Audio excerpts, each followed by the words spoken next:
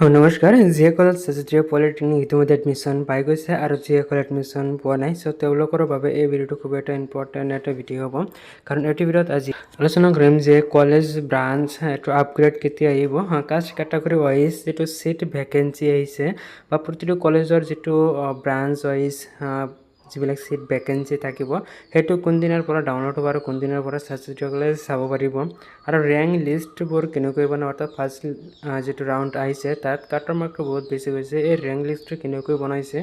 আৰু চিট নোপোৱাসকলৰ বাবে এটা গুৰুত্বপূৰ্ণ এটা ভাল খবৰ আহিছে বহুতো চিট আকৌ খালী হৈ আছে তো সকলোখিনি জনাম এইটো ভিডিঅ'টো সম্পূৰ্ণ সকলোৱে চাই থাকিব নিশ্চয় সকলোখিনি আপোনালোকে তথ্যতে বুজি পাব আপগ্ৰেড নাইবা কলেজ কিছুমানৰ হয়তো ব্ৰাঞ্চ এইটো চেঞ্জ বা আপগ্ৰেড এইটো আহিব 29 জুলাই তাৰিখত আহিব এইটো আগতে চেঞ্জ কৰা হৈছিলে বহুতে এইটো সুধি আছে যে 24 তাৰিখত এইটো আহিব নে নাই তো এইটো 24 তাৰিখত নাই এইটো 29 জুলাই কৰিছে ডেটটো চেঞ্জ কৰি দিছে তো 29 জুলাই তাৰিখে আপগ্ৰেড বা যিসকল কলেজ ব্ৰাঞ্চ যিবোৰ চেঞ্জ কৰিব লগা আছে বা চিট পাইছে য'ত তাত পঢ়িবৰ মন নাই তো তেওঁলোকে 29 তাৰিখত তেওঁলোকে চেক কৰিব এনেকুৱা নহয় যে সকলোৰে আপগ্ৰেড নাহিব তেনেকুৱা নহয় কিছুমানৰ আহিব হয়তো কিছুমানৰ নাহিব এইটো আহিব বেটাৰ প্ৰিফাৰেঞ্চৰ ওপৰত ডিপেণ্ড কৰিব তাত যদি বেটাৰ প্ৰিফাৰেঞ্চ মানে অপশ্যনত যদি আহি যায় ৰেংকত আহি যায় তেনেহ'লে নিশ্চয় আপগ্ৰেডেশ্যন বা যিটো চেঞ্জ কলেজ ব্ৰাঞ্চ সেইটো তেওঁলোকে পাই যাব আৰু প্ৰতিটো কলেজৰ যিটো চিট ভেকেঞ্চি আছে কাষ্ট কেটাগৰী ৱাইজ লগতে প্ৰতিটো ব্ৰাঞ্চ ৱাইজ যিটো চিট ভেকেঞ্চি অৰ্থাৎ কোনটো ব্ৰাঞ্চত কাষ্ট কেটাগৰী ৱাইজত কিমানটাকৈ চিট খালী হৈ আছে সেইটো ছাত্ৰীসকলে ডাউনলোড কৰিব পাৰিব এইটো ডাউনলোড কৰিব পাৰিব 26 তাৰিখত তেওঁলোকে এইটো ডাউনলোড কৰিব পাৰিব অৰ্থাৎ 26 জুলাই তাৰিখে তেওঁলোকে যদি অনলাইনত চায় বা তেওঁলোকে যদি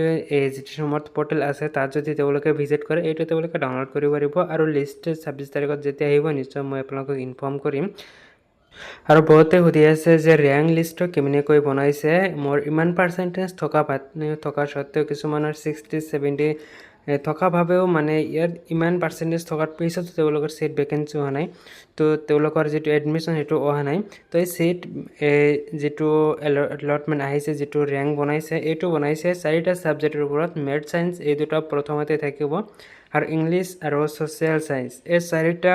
মাৰ্ক মিলি তেওঁলোকে ৰেংক লিষ্টটো বনাইছে কাষ্ট কেটাগৰী ৱাইজ তেওঁলোকে ৰেংক লিষ্টটো বনাইছে তো পৰৱৰ্তী ভিডিঅ'ত মই আপোনালোকক জনাম যে কাট অফ মাৰ্কটো কিমানকৈ এইটো গৈছে আনুমানিক কিমানকৈ গৈছে ছেকেণ্ড ৰাউণ্ডত কিমান যাব পাৰে তো এইখিনি মই পৰৱৰ্তী ভিডিঅ'ত দেখুৱাম আৰু যিসকলে চিট এলটমেণ্ট পোৱা নাই তেওঁলোকৰ বাবে এটা ভাল খবৰ এইটো কি ভাল খবৰ যে ফাৰ্ষ্ট ৰাউণ্ডত যিসকলে চিট পাইছে বহুতৰে চিট ৰিজেক্ট কৰিছে বহুতেই একচেপ্ট কৰিছে কিন্তু কলেজ ভেৰিফিকেশ্যন কৰা নাই বহুতৰে এইটো NCL নথকাৰ বাবে ৰিজেক্ট কৰি দিছে পৰৱৰ্তী সময়ত এটা নটিচ আহিছে যে NCL নাথাকিলে তেওঁলোকে এডমিশ্যনটো পাই যাব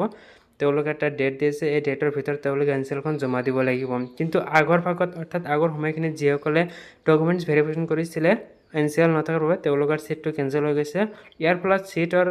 ভেকেঞ্চিটো বাঢ়ি গৈছে যিসকল চিট পোৱা নাই তেওঁলোকৰ কাৰণে চিট পোৱাটো সম্ভাৱনাটো বেছি থাকিব